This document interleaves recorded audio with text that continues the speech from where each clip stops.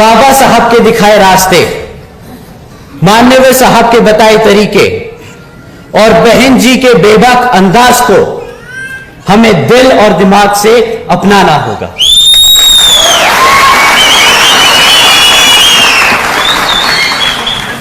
साथियों, मैं पूछता हूं, क्यों घबराते हो तुम? मैं पूछता हूं, क्यों डरते हो तुम? अरे जब तुम्हारे सिर पर उस शेरनी का हाथ है तो क्यों कमजोर महसूस करते हो तुम?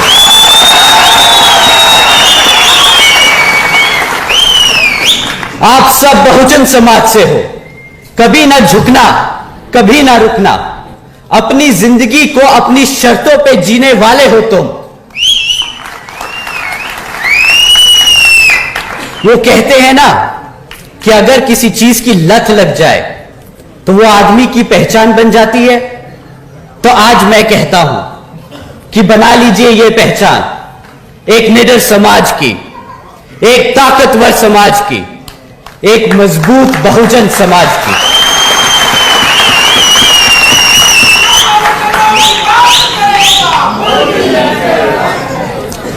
बाबा साहब डॉक्टर भीमराव अंबेडकर जी ने लोकतंत्र की कुछ इस तरह व्याख्या कीजिए: a form and a method of government whereby revolutionary changes in the economic and social life of people are brought about without bloodshed.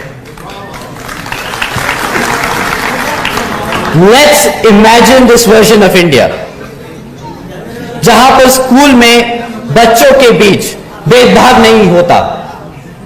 ऐसा है बाबा साहब के विचारों का भारत, जहां पर महिलाओं पर अत्याचार नहीं होता। ऐसा है बाबा साहब के विचारों का भारत, जहां पर आपका प्रमोशन आपकी जाति देखकर नहीं, आपकी काबिलियत पर होता है। ऐसा है बाबा साहब के विचारों का भारत, जहां पर हर जाति और धर्म को बराबर का सम्मान मिले। ऐसा है बाबा साहब के विचारों का Bharat. Baba Sahib Dr. Bhimrao Ambedkar ji believed in an India where women had the same rights as men. But sadly, we don't live in this Baba Sahib's version of India. हकीकत तो ये है कि आज यहां महाराष्ट्र में जो बीजेपी की गठबंधन की सरकार चल रही है वह जनता और बहुजन समाज विरोधी है।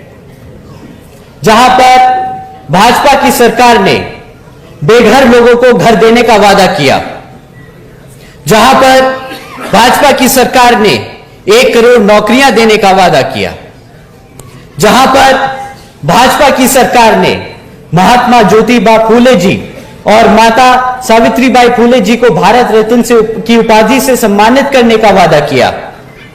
तो साथियों, हकीकत तो यह है कि आज भी महाराष्ट्र में 3 लाख से ज्यादा लोग बेघर हैं। हकीकत तो यह है कि आज 1 करोड़ नौकरियां का वादा घटकर 75,000 नौकरियां देने का भी वादा ही रह गया है। हकीकत तो यह है कि आज राज्य की भाजपा सरकार हमारे महापुरुषों को भारत रत्न देने के लिए केंद्र की सरकार को नाम भेजने का सिर्फ नाटक कर रही है। क्या ऐसे ही चलती है डबल इंजन की सरकार?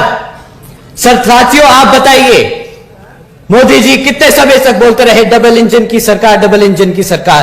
क्या भाजपा की सरकार नहीं? इधर केंद्र में भाजपा की सरकार नहीं? तो ये ऐसे चलती है डबल इंजन की सरकार? आप बताइए, चलती है ऐसे डबल इंजन की सरकार? ना सिर्फ यहां की भाजपा सरकार नाकाम रही हमारी बेरोजगार जनता को रोजगार देने में, ना सिर्फ नाकाम रही हमारे महापुरुषों को सम्मान देने में, बल्कि यहां की भाजपा सरकार ने हमारे सभी किसानों भाइयों के साथ जो धोखा किया है वो सिर्फ शर्मनाक ही नहीं बल्कि एक घोर अपराध है, जिस अपराध का सिर्फ और सिर्फ एक ही नतीजा है, इस्तीफा। आज भी 40% महाराष्ट्र सूखे की मार से झेल रहा है। आज हमारे प्रदेश में 28,500 से ज्यादा गांव में खेती के लिए तो दूर, पानी पीने तक के लिए पानी नहीं है। साथियों, शर्म तो तब आती है जब यहां की सरकार हमारी माताओं और बहनों तक को सुरक्षा नहीं दे सकी। सिर्फ पिछले साल में ही 56,000 से ज्यादा महिलाओं पर हुए अत्याचारों के केस दर्ज किए गए। तो मुख्यमंत्री जी, जो झूठ और धोखा आपने यहां की गरीब जनता और हमारे बहुजन समाज को दिया है, तो इन सभी की तरफ से मैं मांगता हूं आपका इस्तीफा।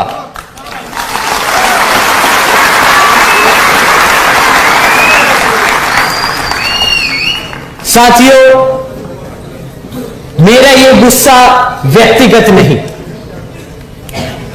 मैं दुखी हूं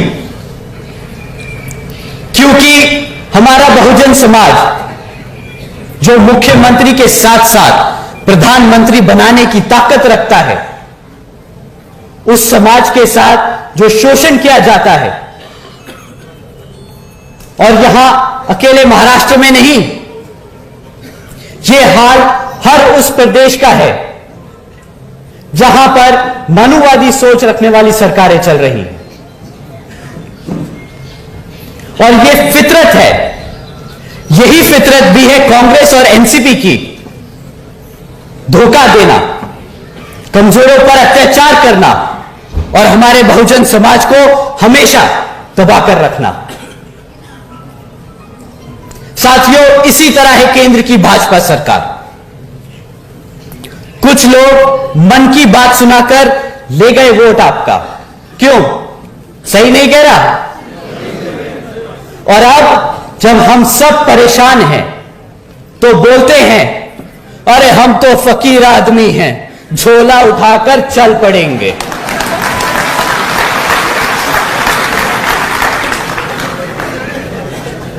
साथियों, केंद्र की सरकार का वादा 10 करोड़ नौकरी देने का, केंद्र की सरकार का वादा हम सबके लिए महंगाई कम करने का, केंद्र की सरकार का वादा गरीबी खत्म करने का।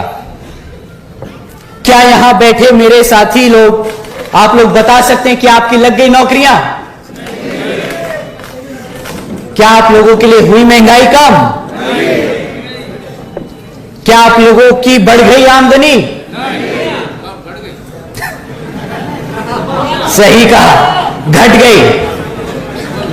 साथियों, जो 10 करोड़ नौकरियां देने का वादा किया था, 10 करोड़ तो दूर, 5 करोड़ लगी हुई मैन्युफैक्चरिंग सेक्टर्स में वो नौकरियां भी आज घटकर सिर्फ 2.5 करोड़ रह गई हैं।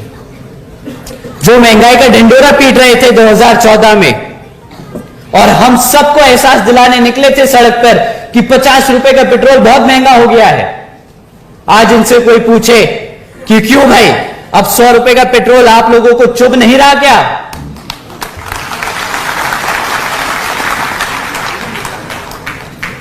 जो गरीबी खत्म करने निकले थे, आज नोटबंदी जैसे काम कर कर शायद गरीब को ही खत्म कर चुके हैं। साथियों, 2014 में 2 करोड़ 70 लाख लोग जो गरीबी रेखा से नीचे थे, आज उनकी संख्या बढ़कर 13 करोड़ से ज्यादा हो चुकी है। क्या ऐसे ही बनेगा भारत $5 ट्रिलियन की इकोनॉमी? हम सबको अब पूछना होगा, केंद्र की सरकार से पूछना होगा कि ऐसे ही वो झूठे वादे करते रहेंगे क्या? शायद भाजपा का वादा केवल तोड़ने के लिए ही बना है, शायद ये लोग वादा करते ही इसलिए हैं ताकि तोड़ सके। मैं अगर सही समझता हूं तो केंद्र की सरकार को, बहुजनों को, बहुजन समाज को मुफ्त में राशन देने की योजना नहीं चलानी चाहिए।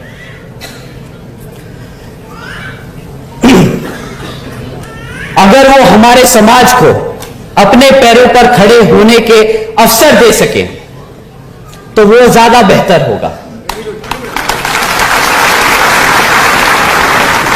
क्योंकि साथियों, इतिहास गवाह है कि बहुजन समाज लेने वालों में से नहीं, देने वालों में से बना है। इस खबर को देखने के बाद क्या है आपकी राय, नीचे दिए गए कमेंट बॉक्स में दीजिए अपनी राय। ऐसी तमाम बड़ी खबरों को देखने के लिए जुड़े रहिए हमारे साथ समता टुडे पर। खबर अच्छी लगे तो लाइक कीजिए और शेयर कीजिए, और हाँ, चैनल को सब्सक्राइब कर घंटे वाली बटन को दबाना ना भूलिए। फिर आते हैं आपके बीच कुछ खास खबरों के साथ। तब तक के लिए नमस्कार, जय हिंद, वंदे मातरम, जय भीम।